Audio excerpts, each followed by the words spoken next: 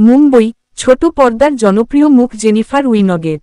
বেগুসরাই থেকে কসৌটি জিন্দেগিকে দীর্ঘ ক্যারিয়ারে তিনি দর্শকমনের মণিকোঠায় জায়গা করে নিয়েছেন।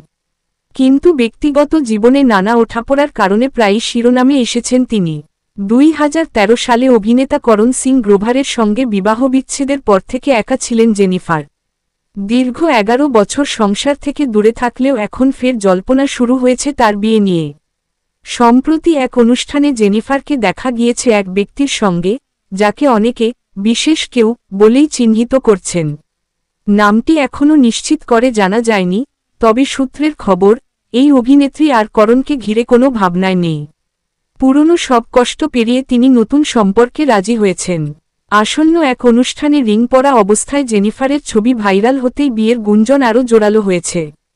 তবে জেনিফার নিজে কিছু না বললেও কাছের সূত্র জানাচ্ছে, জেনিফার চায় স্থিতিশীল সংসার।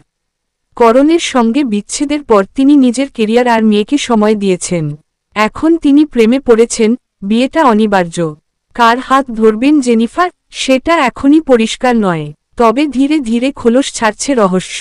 ভক্তদের একাংশ তো আনন্দে ফেসবুকে স্ট্যাটাস দিয়ে ফেলেছেন, অবশেষে জেনিফার ফিরে পেলেন ভালোবাসা। আর যাই হোক, ছোট পর্দার এই তারকারা নতুন জীবনসঙ্গীকে, সে প্রশ্ন এখন সবার মুখে মুখে।